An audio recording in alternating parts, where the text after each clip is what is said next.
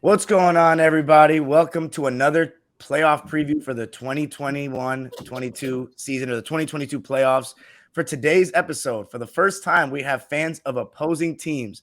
My second favorite Eastern Conference series, and that is the 4-seeded Philadelphia 76ers against the number 5-seeded Toronto Raptors. For this episode, I am joined by the hosts of the Good Rookies podcast and the Raptors fan club on Clubhouse, Nelly J and Fahim. And then for the Philadelphia 76ers, we have Jonathan Harris. Saying that all right? I'm saying that right? You got it, man. Representing the 76ers, part of my Hoop Spaces family.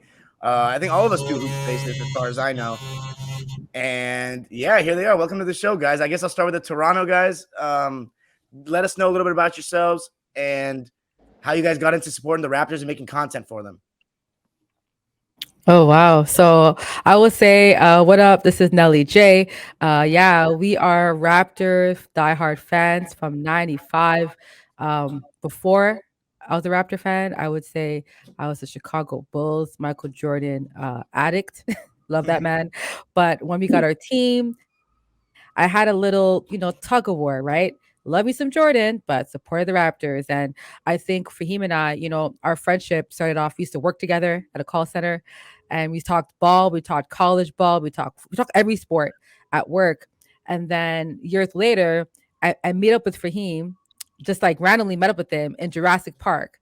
And for those who do not know, Jurassic Park in Toronto is wild. That's where all the diehard fans, we go down there from like 9 a.m, we wait in line, we enter Jurassic Park, and it's a whole area. Milwaukee, y'all try that thing, but y'all aren't the original. Okay, Jurassic Park is the original park, and so I actually ran into him there for the Brooklyn Game 7 series. We lost, but it was like, yo, what up? And yeah, like years later, we started a podcast, Good Rookies. We started the fan club last year on Clubhouse, and we started the Raptor Spaces with Hoop Spaces. I would say we started in February. So it's been a lot, but we wanted a place where Raptor fans can give their takes. We can have nice educated debates. I'm not into like the trash talking stuff. Like that's fun, but let's talk basketball. Let's keep it on the court. All the other shenanigans were a part of that. So yeah, I just loved making content for Raptors, and I love what we're doing. So I'll pass the mic to Fahim. Oh man, perfect summary. I'll just make mine quick. It's Fahim. I've been a Raptors fan since, like Nelly J saying, 95. We had the draft when we got the expansion in 95. I was actually there at the expansion draft when we got it. So, that's awesome. So literally a day one, you could say. And I'll just pick up where Nelly J said. I've been a Raptor fan from time and just work together, conversations. Like she said, Jurassic Park, we met back, and we were actually at the original Jurassic Park. So when they first started the idea, and that was our first playoff series when we played against the Brooklyn Nets and we lost that heartbreaker. So we were there for those moments. And we've continued on and started the podcast, and here we are now, just building and growing with more Raptors content. So yeah, appreciate you inviting us here. Wow, I'm not gonna lie. There's got a lot of Raptors fans on Twitter that became fans around the Lowry DeRozan era, but we got people from the Damon Stoudemire era. Right, Stoudemire. Yeah, you know it. Same question, kind of for Jonathan on the Sixers side. How did you get into the Sixers, and what's your background supporting the team? Yeah, so thanks for having me on first, and you guys can see me. I tweet a lot about the Sixers at That Dude John, and I've been a Sixers fan my whole life, man. I was born in 91.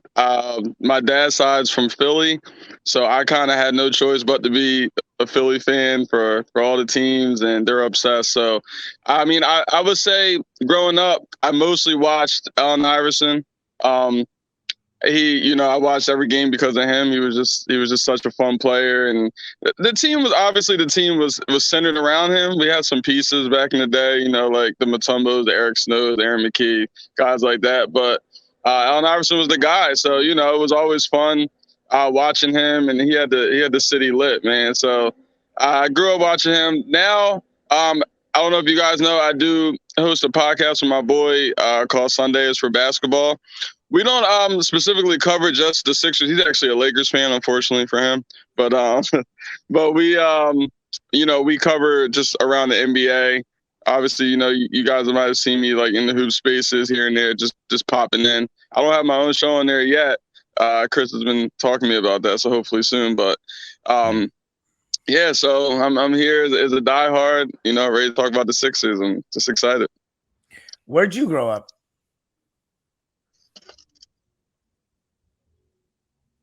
Did you hear that? Am I not coming in, well, guys?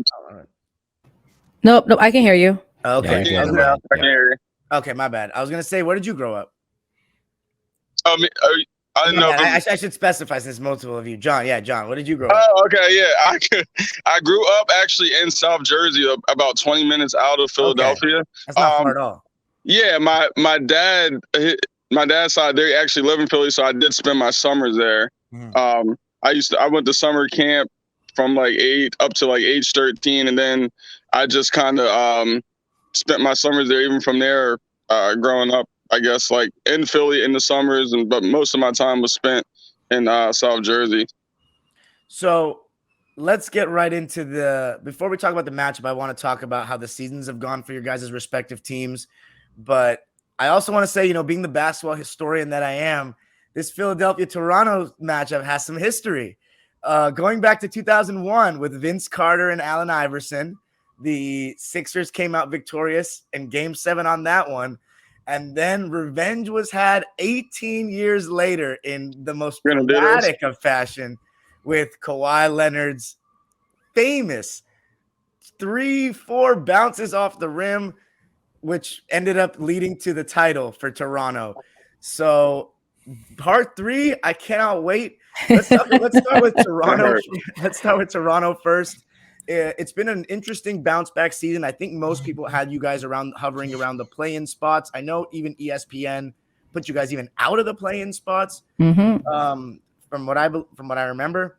Now, last year was a weird year because you guys were located in Tampa, not back home. It was a weird year where you lost Serge Ibaka, Marc Gasol. I know Aaron Baines wasn't the replacement everybody thought he would be. And, you had a lot, I guess, reliant a lot on Siakam, Lowry, and Van Vliet, and I guess Norman Powell as well to some extent. And Lowry, there were a lot of injuries, COVID. Lowry there were trade rumors mid-season. Talk to me about how you were able to, besides just the addition of Scotty Barnes, just turn this season around from not even making the play-in last year to being the 5 seed this year. I mean, I will add something, and I'll leave some for Fahim to jump in. But I think, we are known to have a strong home base. And personally, I do believe, and Fahim knows this, if we played in Toronto last season, we would have been a play-in or playoff team. By the All-Star break last year, we were the 4th seed in the East. The 4th seed in the East by the All-Star break. And then COVID smacked our team up. I mean, like Mike Tyson knockout. It was crazy. We had like all of our coaching staff got sick. The entire roster got sick. It was so bad that we were playing people that I had no clue. I was like, who's our team? Norman Powell was averaging 30 plus points. Okay. Like it was that bad because COVID hit us. And when that happened, around the time the push for the playoffs, when everyone came back a month before the postseason, it wasn't enough time to get back into rhythm to push for like a playoff or play-in position. So we ended up, I think, 12th last year, and wasn't even down by a lot of games.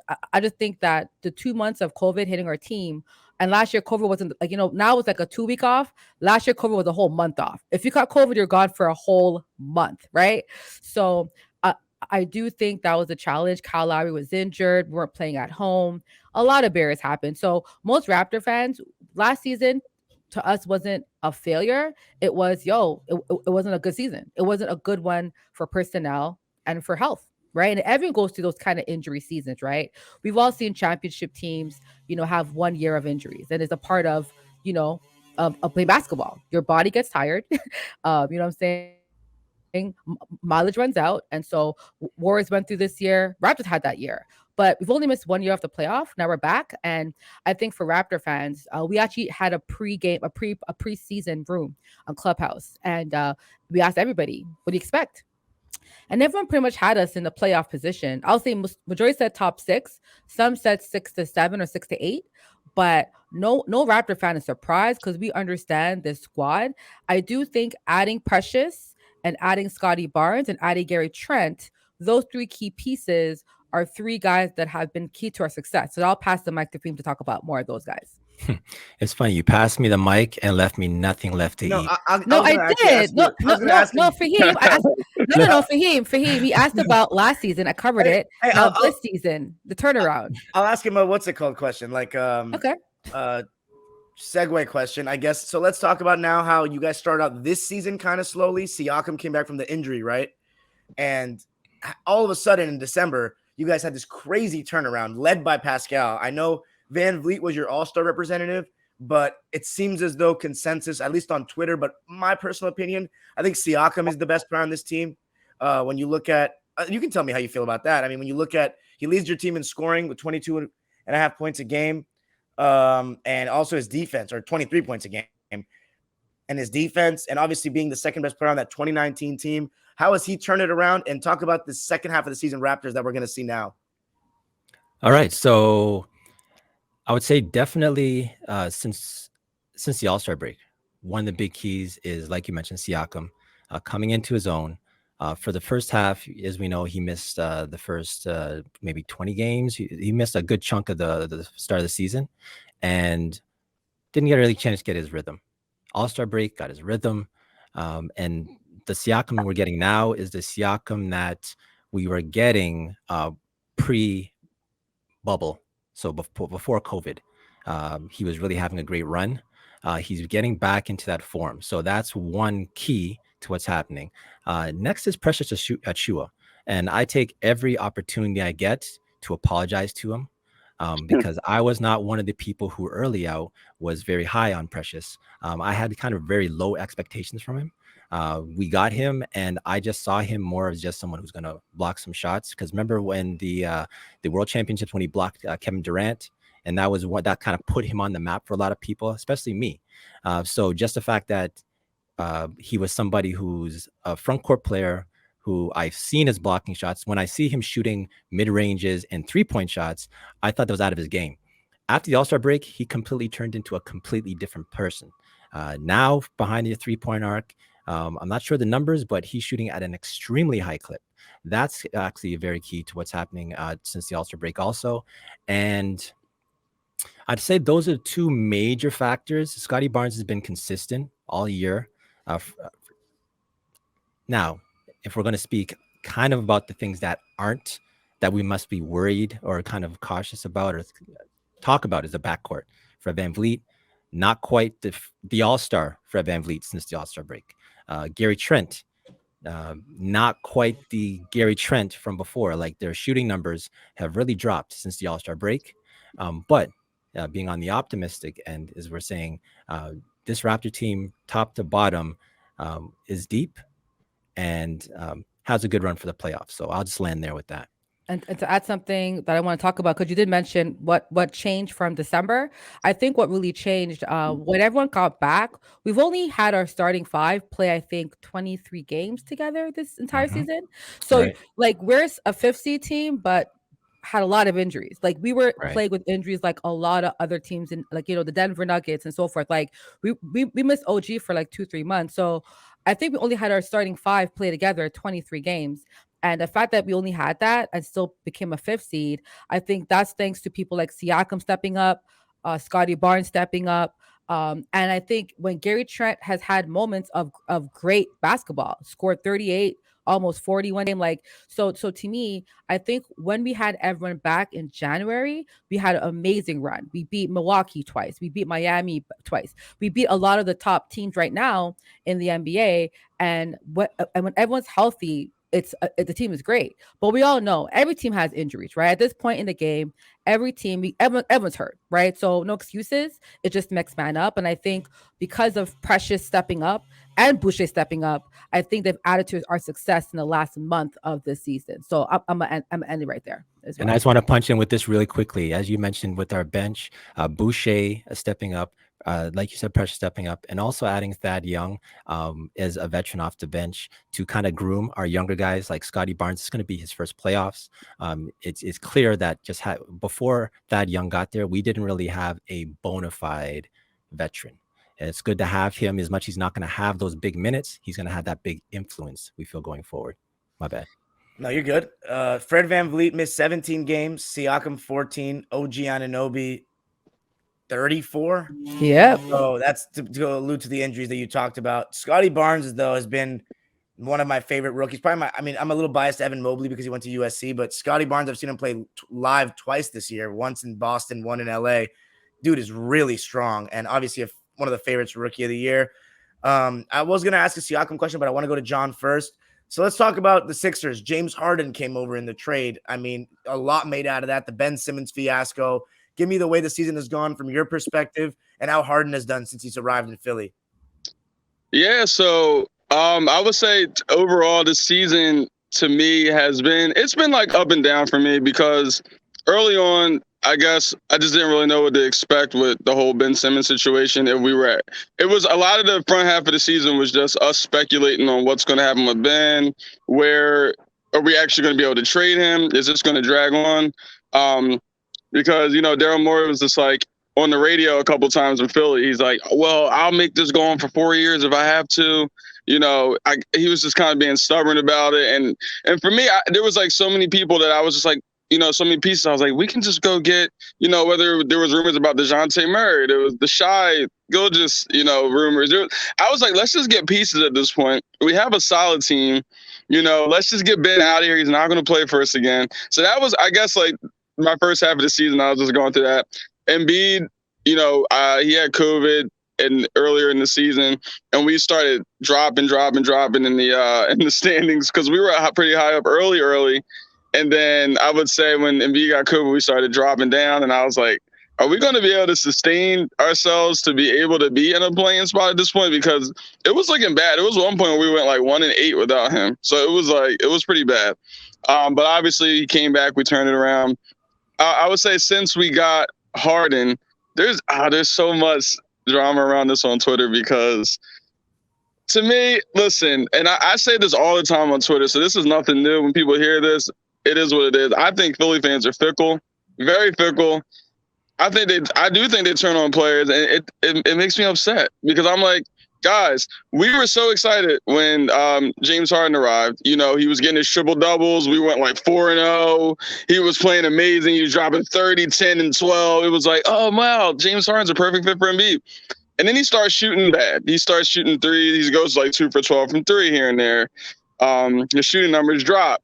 Then we start hearing, oh, he's not good without fouls again. And he brings so much to the table for us. It's not just, for me, it's not just him shooting at a high clip. It's percentage. It's just the fact that we can spread the floor with Embiid. We can run drag sets and he can get downhill.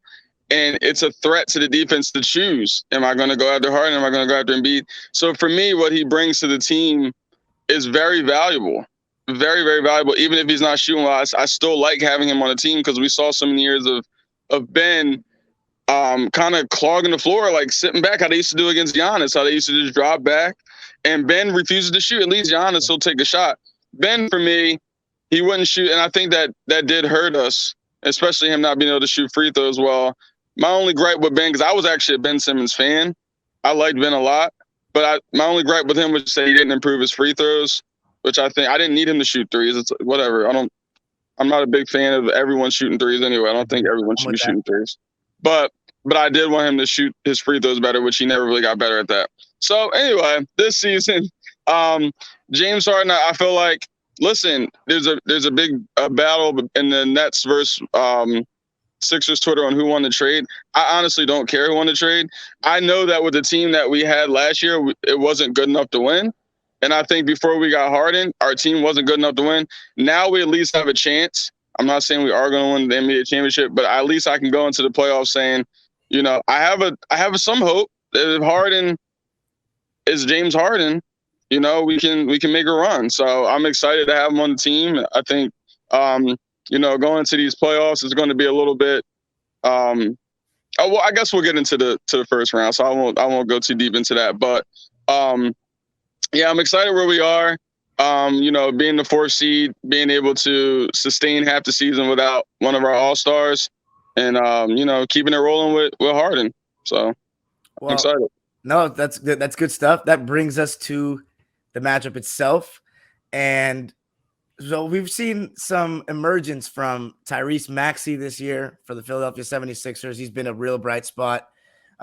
We talked about him in my season preview, actually.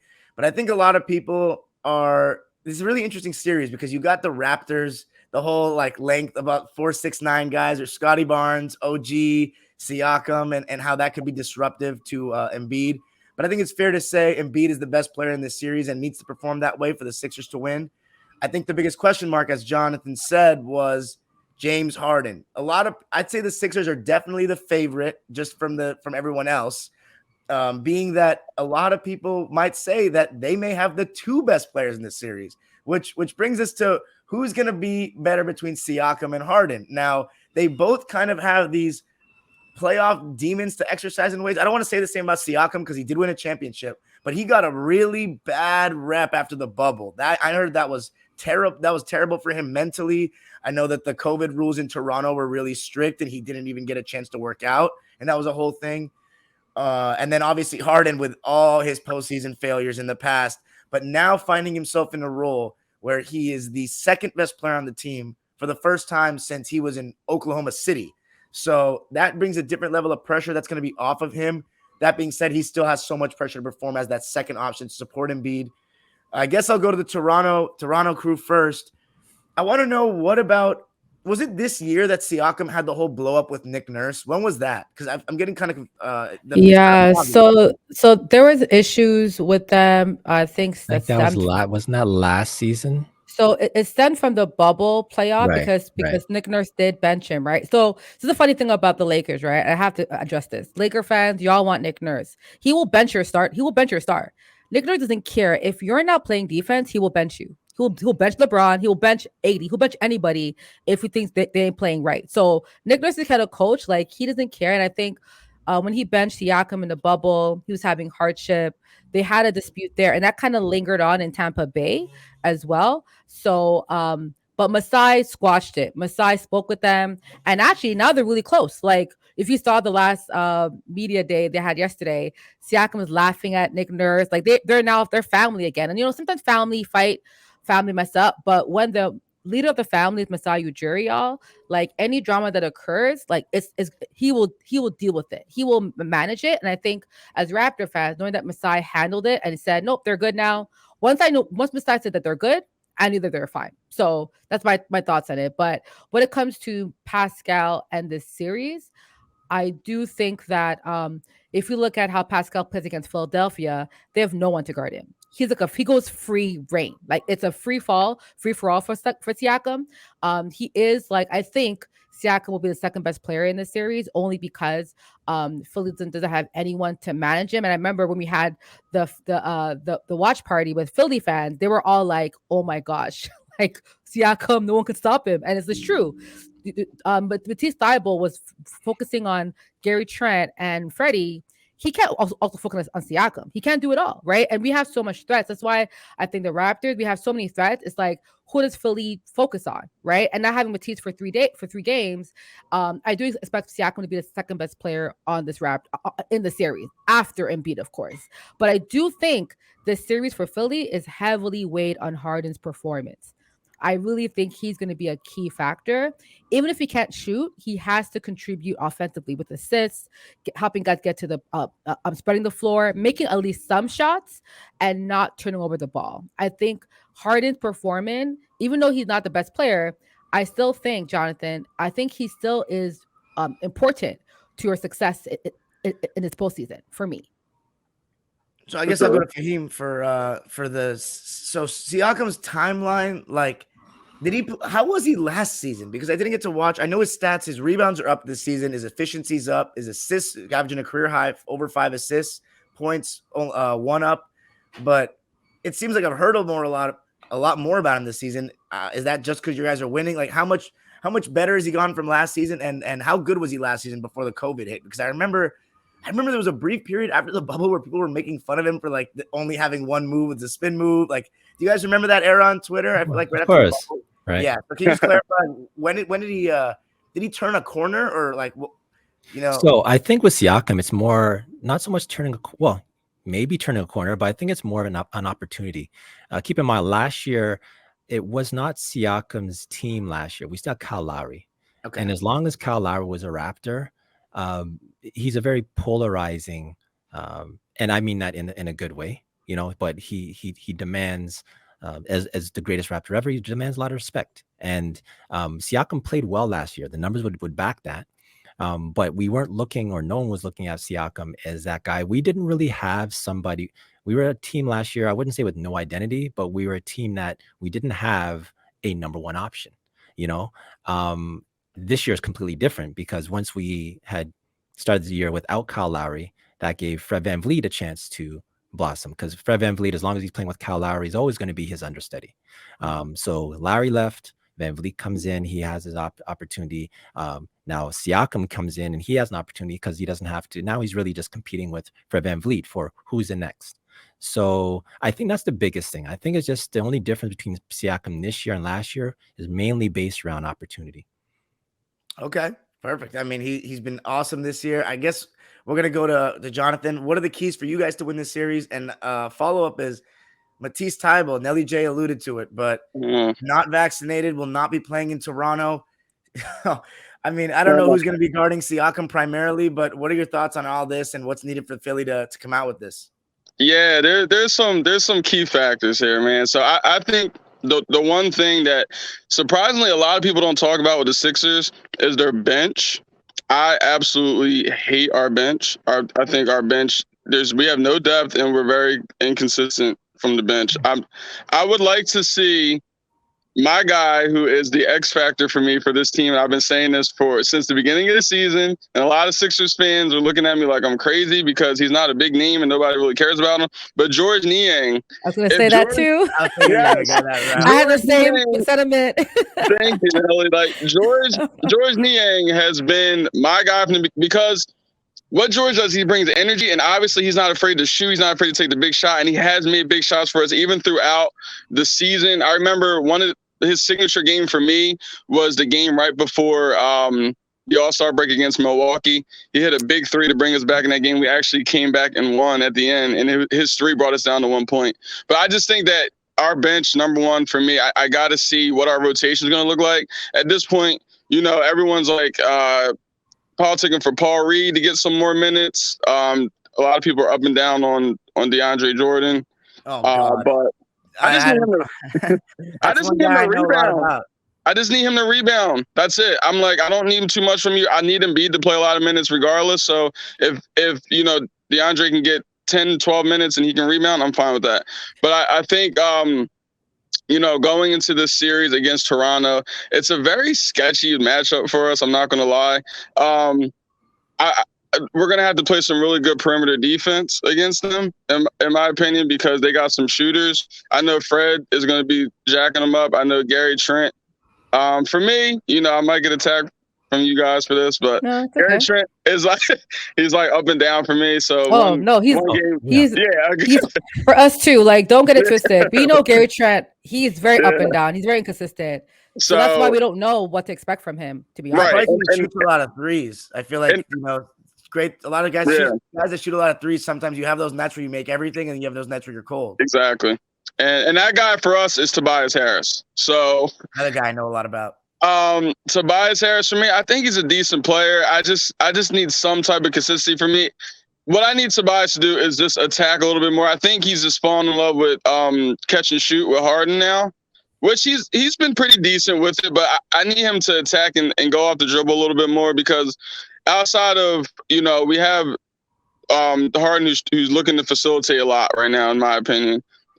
Maxey can definitely go off the dribble, but I need Tobias to do it as well, because now we got Danny Green in the lineup when we go away. And another thing you said to just answer is the Matisse situation is a big deal. Like, I mean, some people are just kind of like brushing it to the side, but this is our best defender. This is a guy who I feel comfortable with on the floor going against, Van Vliet. If we have to switch him on to Gary Trent, like, he does really good against that, especially smaller guards, because he's really athletic. He can move. He's quick and he's long. I went to the Warriors Sixers game, and he's the only person in NBA history to block 2 Steph Curry 3-pointers in a game. Like, yeah. That's insane.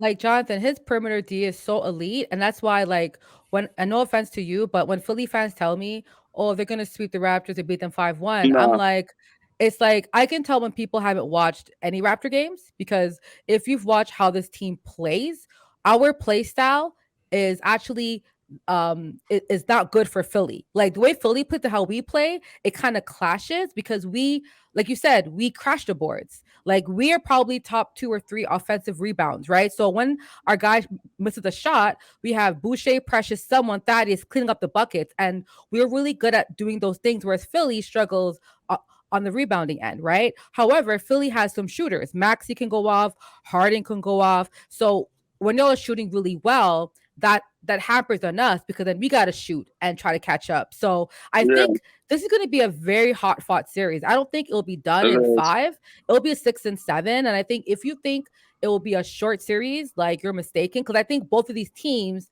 have they play well, and they play, and I feel like they're rivalries now, right? We play Philly 4 times. We know your team. We got 2 Cameroon brothers on each side of the court.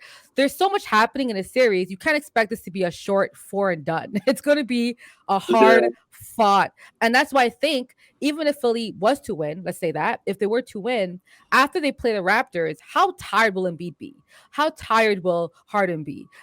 Like, they're going to be so exhausted in the second round. I feel like some folks are saying, like, Embiid can't afford to make this a 6-7 game series if they win to then play Miami, right? But on the flip side, I think the Raptors, what we have going for us is that I'm curious to see, to your point, how Doc schemes defensively for us. Because if he focuses on Freddie's a great passer. That means Gary Trent will be open to go off, or Siakam or OG. So if he schemes against Siakam, that's great. Siakam improved his passing this past couple months. So now Siakam can pass the ball to OG. He can pass it to Freddie. Like, I'm just curious to know. And I think the issue with Philly isn't your personnel. I think your bench can improve, but I think your issue is Doc Rivers. And I feel in close games, when the game's on the line, I don't know about you, Jonathan, but who do you trust more, Nick Nurse or Doc? Yeah, I mean, you put me on the spot with that. I'm asking you because you're a Philly fan, but I'll say this. I feel like you've watched more Doc, so I'm wondering in close matchups, how do you think Doc has stepped up? Yeah, I'll say this. This is what I have seen. It's been on and off, because I think sometimes Doc gets lost in the mix during games. So what I'm looking for out of Doc this series is we have our 4 guys that I trust enough to be on the floor at all times. So it's Joel Embiid, it's James Harden, Tyrese Maxey, and for me, I know it's a little up and down, but Tobias Harris. So with that being said, I need Doc to always have 2 of those 4 on the floor all the time to kind of help us crutch our bench. I know people don't think our bench is bad, but it's really bad. I'm sorry. Like, there's some games where our bench scores 8 points, literally. And we need Curry coming off the bench. Is Curry supposed to be your 6th man? No, Seth is not there anymore. So remember, Seth is. Oh, you're right. I'm sorry. No, this is the thing. Seth was a starter. Seth was a starter. And so Andre Drummond was a great piece behind Embiid off the bench too. Yeah, that's it. That's the one guy that I really, really miss. But I'll say this. I'll say that I'm excited for the series. I do think we're going to win. I do. I think it's going to be a tough matchup. But I think Joel Embiid, I know this is going to sound simplified, but he's just going to have to will us to a win. He's just going to have to go out there and dominate and put pressure on the defense, get some guys in foul trouble, which I know people are like, he's a free throw merchant. Whatever, do what you got to do. If you got to get Siakam in foul trouble, whoever's on you, whatever, will be on him. It'll be do OG. it. And OG, Scotty, and Precious will be on him. So because I think Nick Nurse doesn't want Siakam to go freedom, so he's going to put OG, Precious, and Scotty on Embiid. Yeah, and Harden, and obviously we talked about Harden. I want to see him attack and put pressure. I want to see those high screens with Embiid, those drag sets. I want to see him put pressure, go downhill, and do what we did when he first got there. It kind of looked more free, a little free flowing when he first got there. It looks like right now, or towards the end of the season, I would say the last couple of weeks, I felt like he was still trying to maybe get people's confidence up, maybe still get people involved, make people feel like, comfortable going into the playoffs. I don't know what it was. But at this point, it's the first round. We cannot afford to lose in the first round. Everything will break loose. And if we lose in this first round. So Harden and Embiid, go get it done. That's all. That's it. I mean, go be the best players and make it happen. Jonathan, I'm gonna be frank with you, man. I'm gonna be real. If y'all don't shoot lights out, you're getting swept. Period. No, if you guys don't we're shoot, getting swept. Listen, no, hold up. I said if you guys don't shoot well, and I mean lights out. If y'all don't shoot lights out, no. If you guys don't shoot, and Jonathan, here's why I say that. Right, that last game we played, y'all. Hold up. The last game we played, y'all, we didn't have OG or Freddie on the court. It's probably one of our worst games we ever played, actually. Y'all were shooting 50% from the field, 60 from the 3-point line. And y'all allowed us to get back in the game in the fourth quarter with a tied game, 2 minutes left. And we just forced Precious picked off of Harden.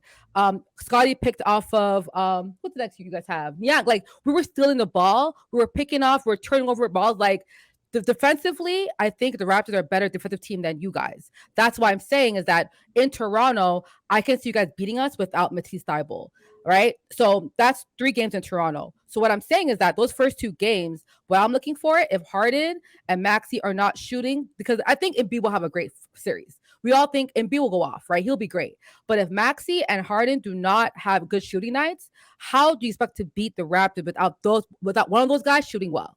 How? Well, here's the thing.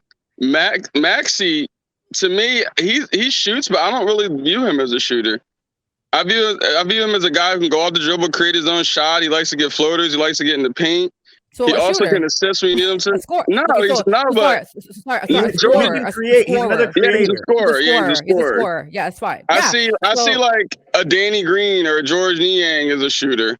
For me, Matisse Maxey is very versatile. Obviously, you want James Harden to be shooting well from 3, but I think James Harden is a good enough player that if he's not shooting well, I think he can find other ways to attack your defense and create. I don't see any scenario. I could be wrong. Y'all can go back and post this on Twitter if you want. But I don't see any scenario where the Sixers get swept. I don't care. I agree with you. I don't think they're going to get swept. All I know what you're saying, but I don't even see that. I don't even see that scenario. I don't see anything. I know, I agree with you. But all I said, wait, because again, y'all, I said a full sentence. Y'all have the latter half. I said, if you guys do not shoot well, right? Because again, I think for the Sixers and even Chris, big up Chris, who said the same thing. You guys have to score, and Maxey and Harden have to be shooting and scoring well to beat the Raptors. What if Harden What if Harden has those games where he's like 8 for 22, but he gets like 15 free throw attempts and makes like 13 of them? Well, but again, that's fine. At the end of the day, Harden still has to have 20 plus,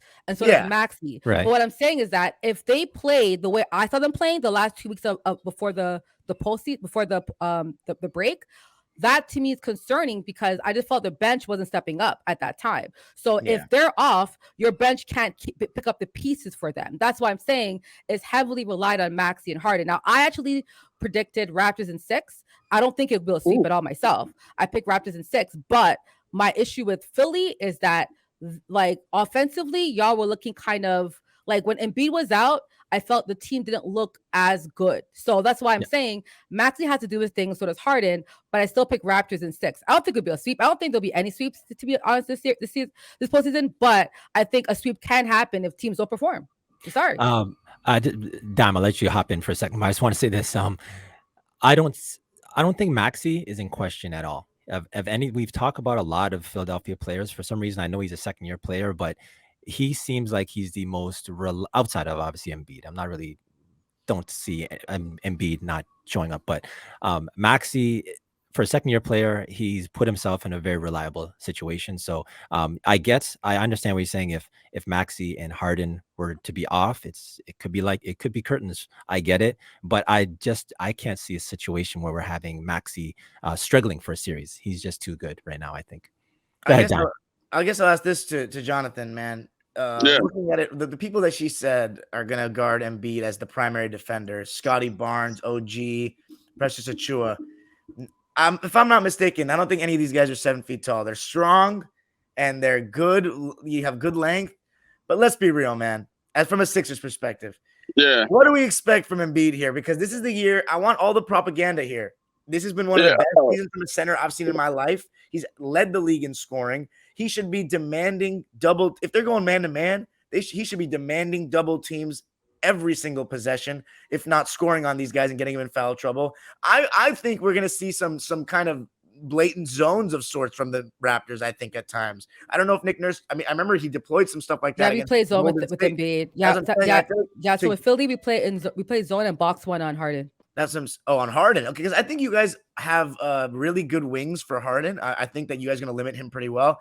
Embiid, though, he needs to dominate. Absolutely. So the same way for Siakam too. I feel like you guys don't have anyone for him. And then also Barnes, man. Like, I like Tobias, but he can get bullied in the paint by this guy. But I want to ask, I guess, first with you, how do you think Embiid needs to attack these guys? Do you think how much do you think you need of him to win this? So everything needs to run through Embiid in this series. The reason why I say that is because obviously Embiid, to me right now, is the most dominant force.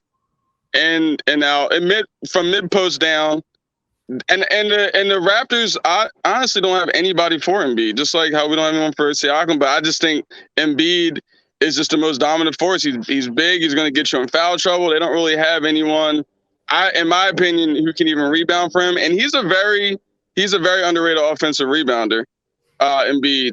And he's going to get, like you said, he's going to get you in foul trouble. I think Embiid is going to dominate from the mid-post down. He's going to start. He likes to do this early on. He gets in the mid-post, he'll get to the elbow, he'll get to the free throw line, and before the double team can come, he might jab step you. He might make you think twice before you double team because he might kick it out to someone, but he's going to shoot that shot over you. And I don't think anybody can do anything about it. And then later on in the game, he likes to play some bully ball, especially if the refs aren't. Sometimes refs, they get a little eerie on Embiid. They don't give him his fouls, but he'll just get more aggressive from what I've seen. I like Embiid because here's the thing: with Harden, the people complain about his free throws or his him getting fouled. What I don't like about it is I think sometimes he looks for fouls. Mm-hmm. I think Embiid.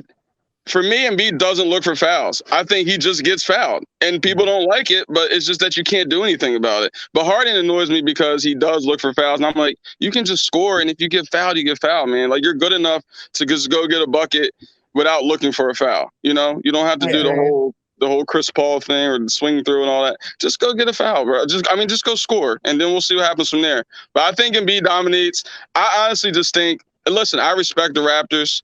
I respect their roster. I think they got good players. But for me, in my heart of hearts, I believe Embiid wills us to a win in this series. I think he dominates enough to get it done. I think he's still hurt. Everybody talks about when he cried in the tunnel. Listen, he's not losing this series. I'm telling he's not going to lose this series. But what's funny though, like a lot of people cry after, like we've seen a lot of players cry after losing. Like it's not just Embiid. I don't know why people always. But that was like a historic shot, and historic. It was just like exactly like that's emotional. Game. Like I would have cried. I was crying at home, but happily tears. You know what I'm saying? Like I think it's so unfair to say, oh, he cried in tunnel. But I mean, Jonathan, like no offense to Embiid. After the series, when he first came back to Toronto and played, he had no points. Like I don't think Embiid is this like Ja Morant mentality type player. Like I don't know, like to me, I don't know, like to say that he will a win. I don't. Is he averaging 30, Jonathan, in the series? Easy in his sleep. Are you kidding me? He's averaging 30. He's averaging 30 in his sleep. Nah, he won't be averaging 30. Easy. This is great. That's not even a question. But you know what? I love it though, because then after the series is done, you come back and go, okay, like, who was right? But I think he will average like 28, just under 30. I think like 28. 30 and 11 in his sleep.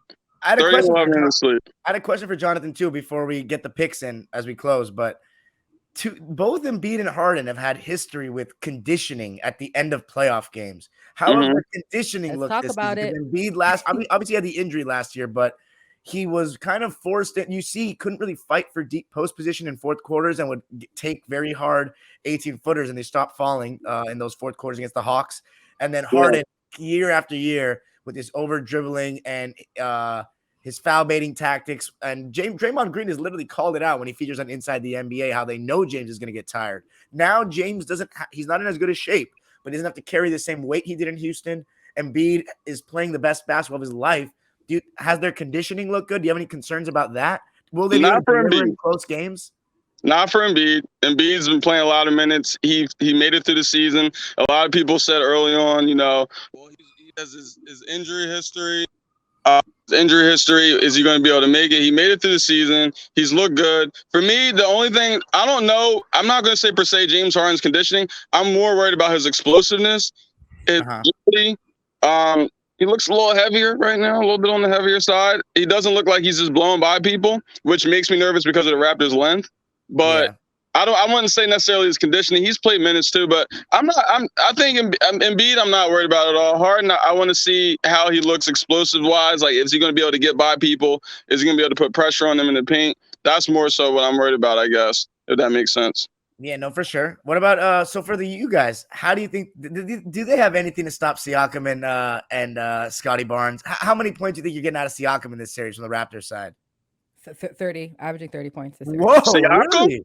30 points in the series? Well, I mean, he averaged 30 points to get them in the regular season. I don't understand why we're shocked here. You know what I'm saying? So again, like if you watch how Siakam plays Philly, it's like a free for all. If like that mid range he drives and he drives and there's no one. Like Embiid's not even stopping him. Like no one's in the paint. Like he's driving over Tobias, driving over Niang. Like it's legit. Like he's at a toy store doing what the hell he wants with Philly. So at this point, I truly think with OG on the court as well. I'm curious to see how Doc is going to scheme, because if he leaves OG open to do what he wants, OG's healthy. OG's healthy. Yes, he's healthy. So if he leaves, so I think if I'm Doc, I'm going to scheme for Siakam, right? Siakam and maybe Gary and maybe Freddie. Hopefully Freddie's not playing, but that leaves OG open, Scotty open, Gary Trent open, right? Like I'm just curious to know who they pick their poison. But I can see Siakam averaging 25 plus to 30 this series. And to your point about James Harden did say yesterday that he's been sprinting on and off the court. His body's so he's feeling a lot better health wise. So I think we're going to see a healthier James Harden on Saturday for sure. For me, points for Siakam in the playoffs, I'm going to go with, if we're giving a range, 20 to 25. If we're giving a hard number, I'm going to go maybe 22.5. I guess you're going to ask our predictions in a moment. There's a reason why. I do think that he's going to have really good games. He might not have a great game. I just don't know if he can maintain that, but I'm not really worried, because I think any game that he maybe does not have a 20-plus game, we're deep enough that someone else that day can have a big game to make up for it. Go ahead, Dime. Yeah, I think they may have two of the top three players in the series, but 4, 5, 6. I mean, I think Toronto may have the edge there. And then this brings me to my last one before we get the official picks. I was trying really hard not to laugh when you guys mentioned Glenn Rivers, because I am the president of the Glenn Rivers Slander Association. Oh, no. 7 years of this guy making me go through hell. And by the way, when you said the thing about those two of those 4 players should always be on the court at the same time, yes, I'm very well aware that Glenn Rivers treats these playoff games like regular season and goes full on bench a lot of times. He has no room to do that with Philly with this team. None.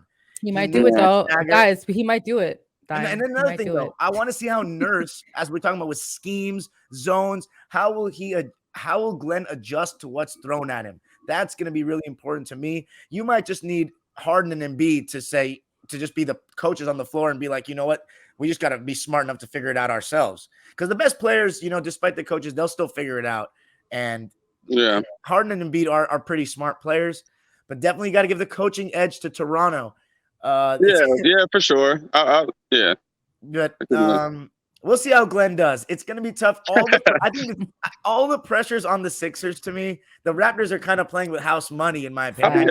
I know you guys would be a little disappointed if the Raptors didn't win, but if the Sixers don't win, because as Jonathan said, like you guys have championship Jonathan's face aspirations. is killing me. He's I like, don't even want to think about. I don't want to think about that scenario at all. You have championship aspirations. Like it's if we lose the series, oh my god, man! Harden and Embiid on the same team, like that should make it. That should be a contender, no doubt. Oh my god, so, I agree. No, Harden and Embiid, like when that happened, I'm like, yeah, these guys are contenders, and you're absolutely correct. Like if I'm Jonathan, if I'm the Philly fan and we lose, bun down the entire place. Bun it down. And I'll tell you, I'm deleting my app. I'm deleting the Twitter app if we lose in the first round. You won't see me till next season. Yeah, you still might not see me. Embiid and Harden, oh man. Embiid and Harden are gonna get it. Glenn Rivers is gonna get it. Oh my gosh, man. I'll tell you this, as you said about Tobias Harris. I had him on my team, and I realized that I'll give Glenn Rivers this. He actually is good at getting stuff out of Tobias Harris. You know, as you said, when he becomes a spot up shooter, he can go really cold and kind of lose his rhythm. You got to run a little bit of those dribble handoffs for him to get into the mid-range area here and there to get him going, I believe.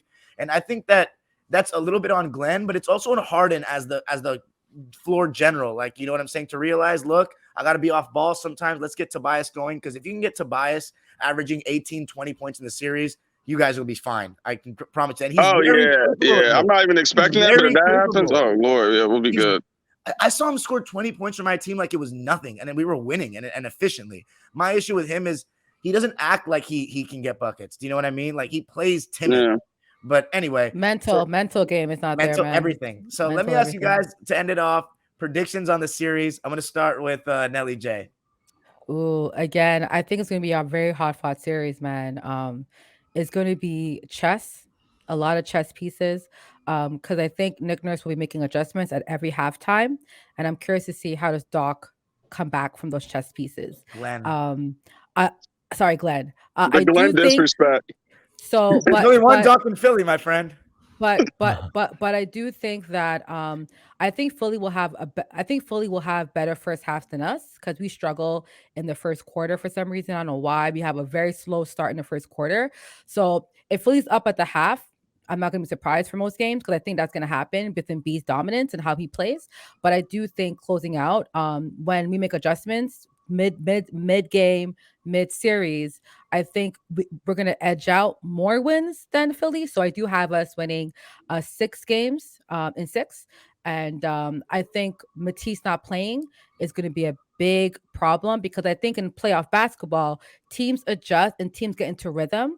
So pulling Matisse out the lineup and back in, I just think the pressure, that might cause some animosity amongst the players in the locker room. Like, I think there's a lot of things happening in Philly that could cause drama if Philly doesn't win, right? And so I see more issues on Philly's side, to be honest, throughout the series than the Raptors. So I do pick Raptors winning in 6. So I'll just land right there. I got Raptors in 6, just due to the fact that Raptors, I don't want to see 7 games. I don't want to see going into Philadelphia and having to win a game on the road against this Philadelphia team. So I got to go Raptors in 6. I do think the key is going to be Nick Nurse. I think it's going to ultimately come down to coaching. Embiid, you're right. He has the ability to dominate. He should dominate with his, not just the size, his ability. He can stretch the floor. He can do anything right now. But I do think that Nick Nurse, in regards to, he's already proven, we've played 4 times this year. We've seen Nick Nurse and his ability to, on the defensive end, be creative. And Raptors are going to win games, and I'm assuming that we're going to lose games in this series. But I think we're going to make the better adjustments. And I think ultimately, as you like to say, Glenn is going to have something to think about on the offseason. Yeah. All right. Now, to end it off with you, Jonathan. Sixers All and right. 7? I got 6. I'm going to tell you in a minute. I'm going to go over a little bit of the series. But I will say, looking into the series, like I said, I respect the Raptors, but how I see it is, you got Pascal, you got Fred VanVleet, I respect him the most on that team. Everybody else to me is a toss-up. One night they're great, one night they're nowhere to be found. So what I think what needs to happen is we need to scheme for Pascal and Fred, and then whoever happens to be going off that night, we make the adjustments that we need to make. And I think that with that being said, we have the most dominant pieces. We have Joel Embiid, who should be the NBA MVP. It's really disgusting that he's not going to win. I mean, you're on the all-defensive team. You lead the league in scoring. You got the 76ers to the 4th seed. Do you know how bad we are when Embiid's not in? Oh, my gosh. Anyway, so I think he's the MVP of the league, and I think he's going to show that in this series. James Harden, listen, man, all we need him to do is facilitate, knock down some threes, and attack in the paint. That's all I need from him. Tobias, we need consistency. I need 15 points. I need 6 to 8 rebounds. You're going to have to crash this series. And Tyrese Maxey, who is the most improved player in the NBA right now. This man, his his three-point percentage, I think he's 4th in the league now, three-point percentage. From last year, he was a below-average three-point shooter. And obviously, his scoring has went up. 43%. Wow, that's impressive. Yeah, Tyrese Maxey to me is the guy I feel like is going to be the X factor for. He's going to be the guy to push us over the top. He's the guy who I can depend on every game, who's going to bring it. And I got the Sixers winning this series and a really, really tough 6. I think that we do have some matchup problems against the Raptors, but I just think that we have the better players. And I think we have the MVP, and I think we can take this home. And we can't lose. We can't lose. The Raptors don't have any pressure, but we can't lose. No, we gotta win. Yo, what's so funny, Jonathan, is that like as Raptor fans, we don't have any pressure. You're like, and the Raptors lose, you're like, yeah. I mean, like, you know, we are in a transition year. This is like supposed to be our worst year ever as a team because a lot of pieces. But I do think Philly has so much pressure, and that's why the question is, and pressure, you either rise or you fall. How do you handle it? I think Embiid's ready to go. I think he's ready to handle this pressure. He's going to will us to a win, guys. I hope so, man. Oh, I'm scared. I guess for my pick, you know, I've gone back and forth so many times. I really want to see, because you know me, man, I don't really root for people to fail, but Glenn Rivers and James Harden, it's just like, oh, that's man. Not right. That's not right. It's so easy to hate. It's very right, because Glenn Rivers caused me pain. And Toronto's very likable. The one guy you didn't mention, Jonathan, that he's gonna be causing you problems is that boy Scotty Barnes. He is a problem. You're gonna see. But that being said, I may have to agree. I just don't. I see what I see is I think the Raptors are gonna get one of the first 2 games. But man, I think Embiid's gonna make sure they get one in Toronto, even without Matisse. He's gonna go off one game. I just think that. And I think it's going to go the distance. None of you guys picked 7, so I guess I'll be the guy that picks 7. Philly in 7. Embiid's going to make him win despite Glenn being out-coached. He's going to play that well. I just think this is a year where he won't lose first round. My heart wants to say Raptors in 6, but my head's telling me Sixers in 7, because if Embiid loses from the first round, man, I really hope he plays so well he avoids blame, because they're going to be on everyone's head. We got one. Let everybody know where they can find you guys. This has been my favorite recap or preview thus far. So let everybody know where they can find you. I guess we'll start with Jonathan. Hey, everybody. You can find me on Twitter at that_dude_John. All right. Sorry, that_dude_John. So the dude is spelled with 2 U's. So you guys can find me on there. I'm also, if you look up on YouTube, Sunday is for basketball. You'll be able to check out my podcast with my boy, Rocky Rock. He's a Lakers fan. And we're also all on every streaming service. So if you have Spotify, Google Podcasts, Apple, all those different services, you can find us on there. One last thing I want to say before you guys go is the real X Factor is my boy Drizzy Drake. What's he going to be doing on the sidelines? All the things, Jonathan. All the things. Shoulder massages. We're going to have to bring Meek Mill out for a couple of games. But thank you guys so much. It's been great. Is Meek Mill vaccinated, though? That's the question. Sorry. Ooh, that's a really good question. Him and Matisse going to have to watch it in one of their mansions or something in Philly. Toronto?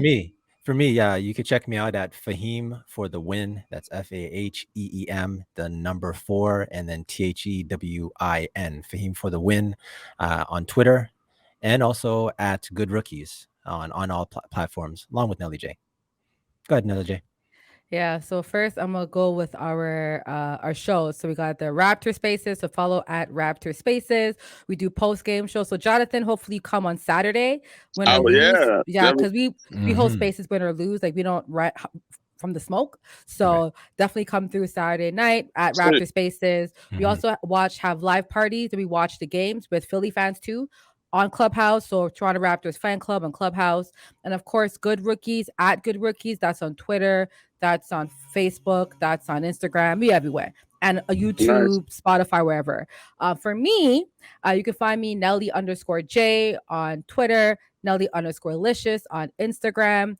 And yeah, like check us out. We are, at the end of the day, like this series is going to be really fun to watch. I think people are looking forward to the Boston, but I think if you're looking at rivalries, like true rivalries, there's no better series than Philly versus